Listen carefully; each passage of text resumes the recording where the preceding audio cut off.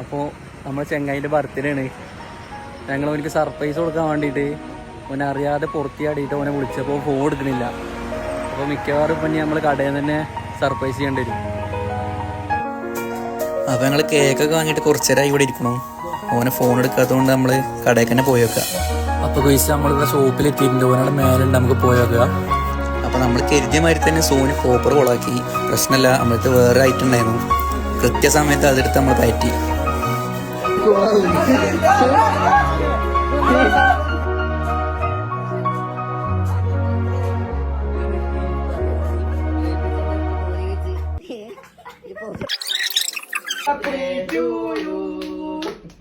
Happy birthday to you.